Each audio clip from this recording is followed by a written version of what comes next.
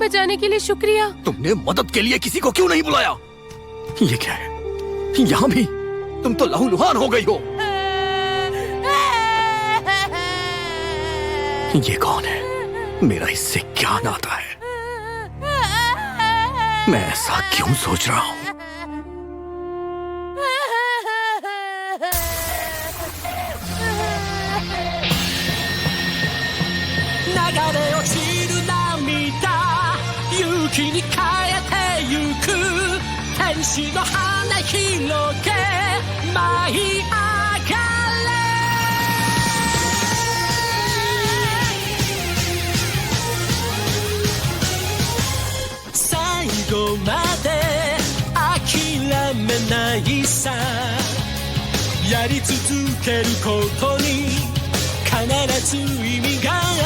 You just try again. You just go away. 未来はいつも僕たちは待ってる。大空駆け抜けて海原越えてゆけ。天使の嘆き椅子捕まえて。終わらない冒険に出かけよう。いつまでもどこまでも。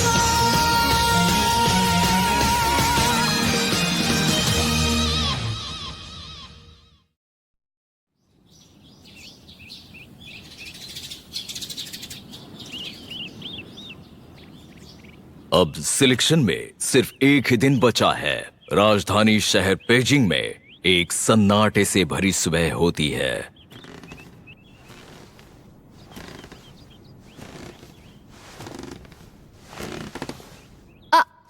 good morning. तुम दोनों काफी जल्दी उठ गए। सिलेक्शन डे की आधी रात तक हमारे पास अब 19 घंटे बचे हैं। आज रात हम अपनी चाल चलेंगे। चलो एक आखिरी बार सब चेक कर लेते हैं। एक बार अंदर घुसने के बाद गौ और मैं तुरंत सेंट्रल स्टेयरवे से होते हुए थ्रोन रूम की ओर बढ़ जाएंगे। हाँ। और एक आल्गो पाम को ढूंढने के लिए नॉर्थ ईस्ट एलिवेटर से बेसमेंट की तरफ जाएगा। अगर वो तुम्हें मिल जाए तो हमारे बिना ही वहाँ से निकल जाना। हाँ ठीक है। अगर किंग और उसके 3 रॉयल गार्ड्स थ्रोन रूम में मौजूद हुए तो हम प्लान के मुताबिक आगे बढ़ जाएंगे। लेकिन अगर वो ना मिले तो हम क्या करेंगे? हिलवा, तुम अभी तक उसी बात को लेकर चिपके हुए हो। वैसे ये कितनी हद तक मुमकिन होगा? वैसे तो ऐसा होना मुमकिन नहीं, लेकिन नामुमकिन चीजें कई बार हो जाती हैं। तुम अपने आप को गलत ठहरा रहे हो। हमने दुश्मन के बर्ताव को बारीकी से समझने के बाद ही हमले का दिन तय किया है। जब हम बेसब्री से किसी खास जगह और समय पर किसी का इंतजार करते हैं, आमतौर पर तभी अनहोनी हो जाती है और इसके बारे में हम कुछ नहीं कर पाते। मेरे पुराने काम में मैंने ये कई बार देखा है। अनहोनी उसी दिन होती है जब आप अपने काम के लिए पूरा तैयार हों। मेरे पुराने काम में मैं दूसरे मौके का इंतजार कर सकता था ताकि मैं अपनी गलती को सुधार सकूं। लेकिन इस बार हमें दूसरा मौका नहीं मिलेगा। हम इंतजार नहीं कर सकते हैं। एक बार कदम आगे बढ़ाने के बाद पीछे मुड़कर देखने का मौका बिल्कुल भी नहीं मिलेगा। जरा सी झिझक का मतलब मौत भी हो सकती है, तो हमें अभी सब कुछ ठीक से तय कर लेना है। भले वो थ्रोन रूम में ना हो, लेकिन अगर पैलेस में कहीं भी हुए तो भी कोई परेशानी नहीं। पीतो का ऐन पूरे पैलेस और उसके आसपास के मैदान को अच्छे से अपने दायरे में लेता है। तो अगर अंदर जाते ही हमें वो भयानक औरा महसूस हो तो हमें तुरंत पता चल जाएगा कि वो वहीं पर है, और वहां से हमें बस उस औरा का पीछा करते हुए वहां तक बढ़ना है जहां वो हमें सबसे ज्यादा महसूस होगा, और वो उसके सेंटर में होंगे। असली सवाल तो ये है कि अगर हमें पीतो का औरा महसूस नहीं हुआ तब हम क्या करेंगे। कहने का मतलब है कि अगर वो पैलेस में ना हुए तब हम क्या करेंगे, या फिर वो पैलेस में होकर भी एन का इस्तेमाल ना कर रहे हों। पैलेस में होकर राजा की हिफाजत करने में एन का इस्तेमाल ना कर रहे हैं, ऐसा हो सकता है। जब वो नोव के महल में घुसे थे ना, तब उनके साथ भी तो यही हुआ था, बिल्कुल इसी तरह। हाँ, यही तो मेरी भी समझ नहीं आ रहा। कोल्ट के मुताबिक नोव ने पूफ का औरा देख लिया था। रॉयल गार्ड्स कभी किंग का साथ नहीं छोड़ते हैं, और अगर पूफ वहाँ पर था तो बाकी के 2 रॉयल गार्ड्स भी वहीं पैलेस के किंग के साथ ही होंगे।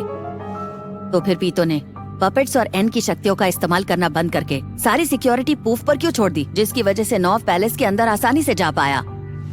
पीतो का पावर कैसे काम करता है ये उससे जुड़ा हो सकता है। तो सुनो, एक काम करते हैं, हमें कोल्ड से पूछ लेना चाहिए। हाँ, मेरे हिसाब से उस वक्त पिताऊ किसी का इलाज कर रही थी। इलाज? मैंने तुम्हें कहा था ना कि पिताऊ ने ही काइट को बचाया था, क्या तुम्हें याद है?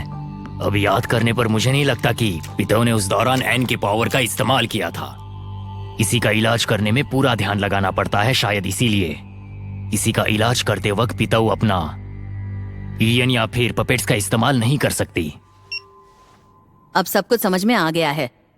इसका मतलब ये हुआ कि शायद किंग या रॉयल गार्ड में से कोई तो घायल हुआ था और उन्हें इलाज की जरूरत थी, तभी तो पपेट्स और एन गायब हो गए। लेकिन एक मिनट, उन दरिंदों को कौन घायल कर पाया होगा? उन्हें घायल करना मुमकिन होगा क्या? हाँ, सच कह रहे हो। यानी कि अंदरूनी लड़ाई। ऐसा तो नहीं कि किंग ने किसी रॉयल गार्ड को घायल कर दिया हो? नहीं, ये नामुमकिन है। किसी भी हालत में पितो किसी और का इलाज करने के लिए एन को हटाकर राजा को खतरे में नहीं डालेगी। ये मैं दावे के साथ कह सकता हूँ। इसका मतलब जो घायल हुआ है वो किंग ही था। अच्छा, तुम जो कह रहे हो उस बात में दम तो है, लेकिन फिर बड़ा सवाल ये है कि राजा को घायल किसने किया होगा? रॉयल गार्ड्स तो कभी ऐसा नहीं करेंगे, और दूसरे सैनिकों के बस की बात नहीं जो उन पर एक खरोंच तक लगा सके। हाँ, तो इसीलिए हमने सोचा कि राजा ने खुद को घायल किया, लेकिन ऐसा किन हालातों में किया होगा? ऐसा क्यों हुआ ये हम नहीं जानते, लेकिन ये वजह हो सकती है। मैं मानता हूँ कि हमारी अचानक से चमकी किस्मत पर मैंने ज्यादा सवाल नहीं उठाए हैं, लेकिन ऐसा होना बहुत ही अजीब हालातों में ही मुमकिन है। तो क्या उनके हाथ से कंट्रोल फिसलता जा रहा है? ये ठीक बात नहीं है। मुझे लग रहा है कि उस पैलेस के अंदर कुछ ना कुछ तो चल रहा है। अब हम महल की तरफ बढ़ना शुरू करेंगे। सेक्टर A1 के सारे नागरिक तुरंत डिएगो प्लाजा में इकट्ठा हो जाएं। बाकी सारे सेक्टर्स के नागरिक बाहर निकलने की तैयारी करें।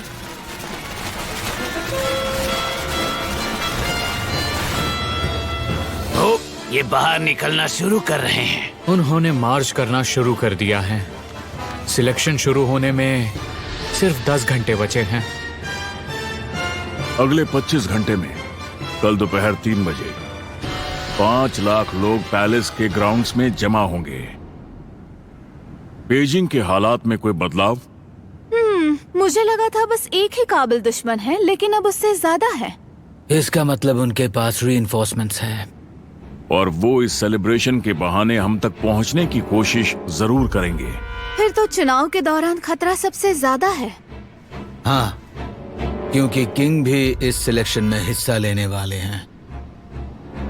हमारी सबसे बड़ी फिक्र है कि किंग को किसी तरह हमारी पहुंच से बाहर न ले जा पाए, ये मानते हुए कि उनके पास एक ऐसा नैन यूजर है जो ट्रांसलोकेशन का इस्तेमाल कर सकता है। तो वो उस पावर का इस्तेमाल करके किंग को कहीं दूर किसी अलग ही जगह पर ले जा सकता है। इसका मतलब है सिलेक्शन के दौरान हम में से एक को तो हमेशा किंग के साथ ही रहना पड़ेगा। लेकिन किंग ऐसा करने नहीं देंगे।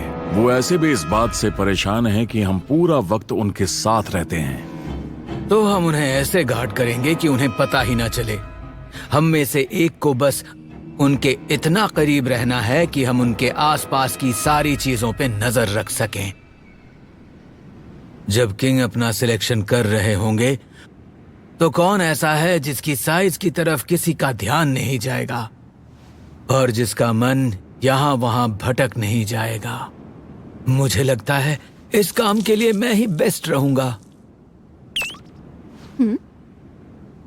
क्या हुआ? उनका एहसास पूरी तरह से गायब हो गया है। अब मुझे कोई बचा हुआ ऑरा भी महसूस नहीं हो रहा। वो ज़ेत्सु का इस्तेमाल इंसानों की भीड़ के बीच छुपने के लिए कर रहे होंगे।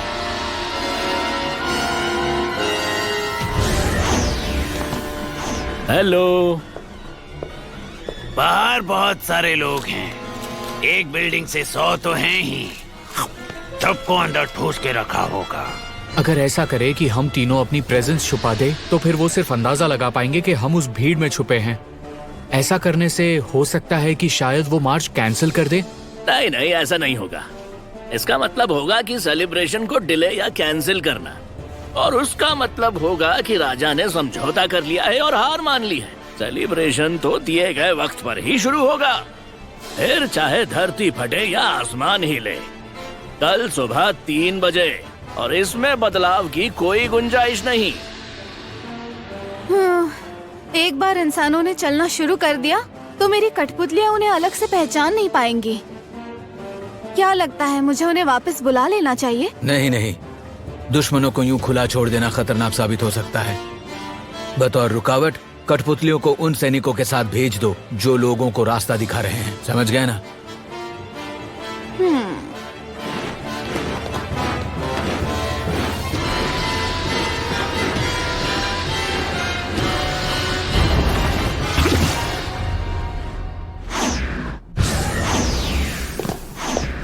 कैसे हो? जैसा हमने सोचा था, पपेट्स भी मार्च का हिस्सा बन चुके हैं। मेरी मानो तो अगले 1 घंटे में वो सेक्टर सुनसान हो जाएंगे। उस पैलेस में ले जाने वाले कमरों तक पहुंचने के लिए हमारे पास 6 रास्ते हैं। हम आगे के एंट्रेंस से नहीं जाएंगे क्योंकि वहां सिक्योरिटी बहुत टाइट है, और हम पैलेस के पीछे के A, B और C एंट्रेंस के पास इंतजार करेंगे। बस अगर एक बार हम उन कमरों में घुस गए तो सिर्फ एक ही एग्जिट होगी जो हमें पैलेस के अंदर तक ले जाएगी। क्या हुआ, डर गए क्या? बकवास बंद करो, मैं ये हमारी तसल्ली के लिए करना चाहता हूँ। अगर हम एंट्रेंस के पास रुके तो काफी खतरा हो सकता है, लेकिन अगर हम कमरों में जल्दी चले गए तो हम आधी रात तक बाहर नहीं आ पाएंगे। सही कहा, और अगर हमें कोई जरूरी खबर मिलती है तो हमें उस पर अमल करने का मौका तो मिलना ही चाहिए। और हम पैलेस के पास सेलफोन का भी इस्तेमाल नहीं कर पाएंगे, वरना एंट्स उन सिग्नल्स को तुरंत पकड़ लेंगे। मेरे ख्याल से इतने टाइम तक कमरों के अंदर इंतजार करना बहुत ही खतरनाक हो सकता है, जब हमें ये भी पता ना हो कि बाहर सब प्लान के मुताबिक चल रहा है या नहीं। लेकिन तुम्ही ने तो ये कहा था कि महल के बाहर रुकना खतरनाक होगा। हाँ, हमें उनके सिक्योरिटी नेट को हल्के में नहीं लेना चाहिए। मैं उस पर नजर रखूंगा। बस मैं ही इन कमरों में बड़ी आसानी से अंदर बाहर आ जा सकता हूं। अगर कुछ भी होता है तो मैं तुम्हें बता दूंगा। अभी के लिए तुम्हें आराम करना चाहिए। लेकिन तुम ठीक तो रहोगे ना? इलाके की जांच करने में मुझे ज्यादा परेशानी नहीं होनी चाहिए, जब तक मैं पितो के इन की रेंज से बाहर हूँ, भले ही पैलेस के बगल में ही क्यों न रहूं। समझे? लेकिन तुम्हें चौकन्ना रहना होगा। पिटू आम गोलाकार एन का इस्तेमाल नहीं करती। वो अमीबा की तरह अपना आकार बदल सकती है, जिससे उसे दूर तक पहुंच मिलती है। काइट ने इसका ही सामना किया था। काइट ने जानबूझकर ऐसा किया होगा। ये एक फाइटर की फितरत है कि वो सामने वाले की पूरी ताकत को परखना चाहता है, और इसी फितरत की वजह से वो सामने वाले की ताकत का अंदाजा नहीं लगा पाया। कुछ इलाकों में तो वो एन 2 किलोमीटर तक भी फैल सकता है। ध्यान रहे कि तुम उस रेंज के बाहर रहो। तुम चिंता मत करो। यहाँ मौजूद सभी लोगों में से मुझे उनका डर सबसे ज्यादा है। मैं कोई पागलपन नहीं करूंगा, मैं वादा करता हूं। अब हम पैलेस की ओर बढ़ेंगे। अगर कोई भी अपनी लाइन से हटेगा तो उसे तुरंत गोली मार दी जाएगी। चलो आगे बढ़ो।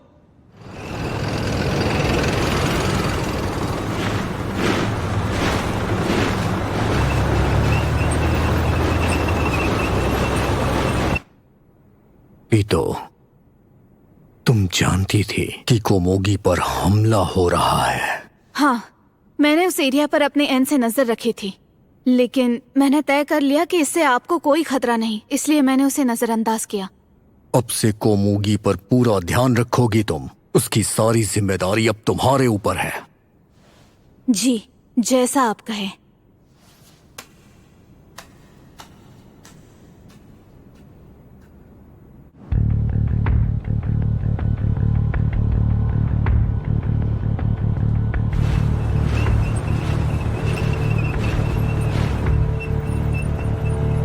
1000 लोग एक कतार बनाकर किंग की तरफ बढ़ रहे हैं, बिल्कुल कीड़ों नहीं मकोड़ों की तरह।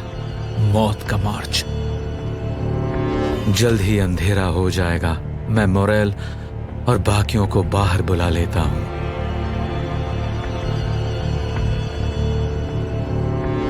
अरे ये क्या है?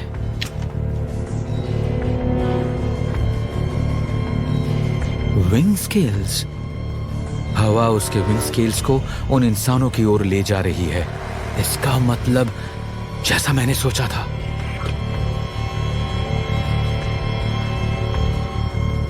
वैसा ही हो रहा है। ये सब पूरी तरह से खोए हुए और सुन लग रहे हैं। उन स्केल्स का हिप्नोटिक असर होता है। सुनो, एक ही लाइन में आगे बढ़ो। मैंने कहा एक ही लाइन में बढ़ो। अपनी जगह पर पहुंचने के बाद ऑर्डर्स का वेट करो और बिल्कुल मत हिलना। बार बार दिए जाने वाले आसान ऑर्डर्स कई घंटों से चलते हुए थक कर चूर हो गए लोगों के दिमाग में आसानी से डाले जा सकते हैं। और ऊपर से जब पीछे इतनी बड़ी टैंक्स चल रही हो, यह हिप्नोसिस का इस्तेमाल करने की सबसे अच्छी तरकीब है। एक बार सिलेक्शन शुरू हो जाए और हर तरफ खून ही खून बहने लगे, तब भी ये सब चुपचाप खड़े रहेंगे जब तक उनकी बारी नहीं आती। हिप्नोसिस तो ये बात है, अगर उन्हें ब्रेन वॉश किया गया है तो वो लोग भागेंगे नहीं। लेकिन ये हमारे लिए भी अच्छा है? अगर हम काफी हंगामा मचाते हैं तब भी हमें नागरिकों के घबराने की फिक्र करने की जरूरत नहीं है। हाँ, कोई भगदड़ नहीं मचेगी और लोग बच निकलने की कोशिश में एक दूसरे को कुचलेंगे नहीं। ये सबसे अच्छी बात है। वरना अगर हम ये मान लें कि इतने सारे लोग आधी रात को वहाँ होंगे तो जरा सोचो कितनी बड़ी भगदड़ मच जाती और उसमें कितने हजारों लोग मारे जाते। हमारी सबसे बड़ी मुसीबत तो हल हो ही गई। अब हमें डरने की कोई जरूरत नहीं। सिर्फ 6 घंटे बचे हैं। लो, सब आ गए। क्या पाम के बारे में कुछ खबर मिली? नहीं। ओह, हम निकलने के आधे घंटे पहले तक उनका इंतजार करेंगे। अगर अंदर जाने से पहले हमें पता चल जाए कि अंदर क्या हो रहा है तो हमें आसानी होगी। हाँ। ये दोनों काफी शांत लग रहे हैं। खासकर किलवा में वो कमजोरी नजर नहीं आ रही जो तब दिखी थी जब हम लड़े थे, बल्कि मुझे लगता है कि उसमें काफी हौसला आ गया है। लेकिन पता नहीं क्यों ऐसा लग रहा है जैसे कि वो गुम होने की कगार पर है। लेकिन मेरे पास दूसरों की फिक्र करने का वक्त नहीं है। मुझे बहुत डर लग रहा है और उस वजह से मुझे बहुत तकलीफ हो रही है। इस सब की जिम्मेदारी मेरे कंधे पर है। कोल्ट एक अच्छा इंसान है। मिलियोरॉन और इकाल्को दोनों का ही दिल बहुत साफ है। इससे कोई फर्क नहीं पड़ता कि वो इंसान हो या एंट्स, दिल तो सबके पास होता है और मैं यही मानना चाहता हूँ। उम्मीद है किंग के पास भी दिल होगा। लेकिन कुछ लोगों को मार देना जरूरी होता है क्योंकि उन्हें नहीं मारा तो वो हमें मार डालेंगे। काइट, बस अब वक्त हो गया है। मैं तुमसे वादा करता हूँ कि मैं तुम्हें वापस जरूर ले आऊंगा उस एंट को हरा कर, फिर चाहे कुछ भी हो जाए। ये तो बिल्कुल तैयार है। मैं तुम्हारा पूरा साथ दूंगा गांव, ताकि कोई तुम्हारी लड़ाई के बीच ना आ सके। इसमें मैं इस्तेमाल करूंगा मेरी कानमुरु टेक्निक का। मेरा शरीर भारी लग रहा है। इतने दिनों से आराम न मिलने की वजह से 1 में से 100 के बीच मुझ में अभी 40 जितनी ताकत बची है। नहीं, शायद 35। लेकिन मैं अभी अपना रोना नहीं रो सकता। नौव के निकल जाने के बाद तो मैं एक ही बचा हूं। मैं अपनी पूरी ताकत से लड़ना चाहता हूं, लेकिन ऐसा लग रहा है कि मुझे अपनी तकदीर से समझौता कर लेना होगा। मुझे जाल बिछाना होगा और जाल बिछाकर मेरे टारगेट को राजा से दूर ले जाने की कोशिश करनी होगी। मुझे माफ करना मोरेल और बाकी सब। मैं अपने आप को इसके लिए तैयार नहीं कर पा रहा। मैं बाहर देख कर आता हूं।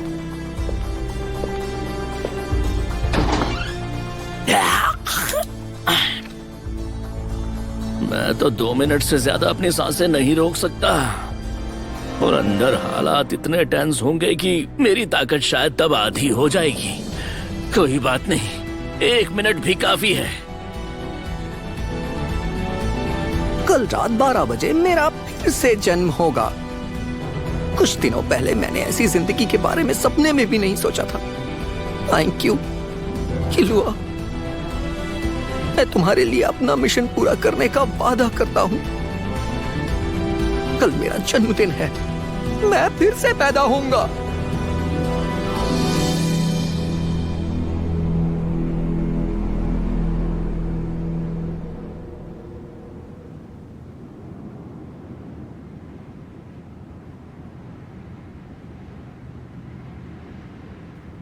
मैं राजा हूं, लेकिन मेरा नाम क्या है? आखिर मुझे इस दुनिया में क्यों लाया गया है?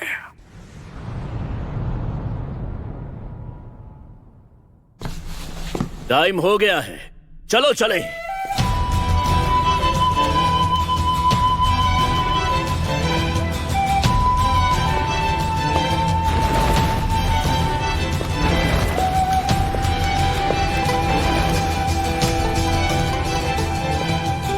पाम,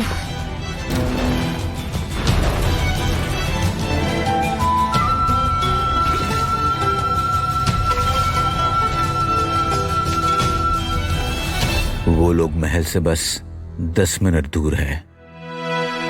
遊ぶサボり夜を吐き出し悲観とする我がさが湧き立つこの感情は白か黒か目指す未来と置いてけぼりにしてきた過去ねじれながらぐるぐるとつながっている過ぎゆくらせるに目を覚めて不思議な夢から身を乗り出して距離一体指で弾くコインが空に舞う僕は一体どっちの結末願う距離一体光り輝くほど遠くなる影ならばどこへと向かってゆく重なった2つの未来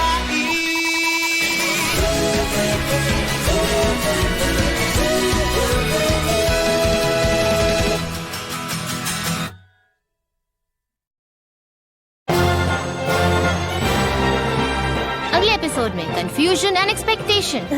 कितनी ठंड है गांव। तुम्हारा मतलब एडमिरल विंटर आ रहे हैं? शायद तुम्हारे कहने का मतलब है जनरल विंटर।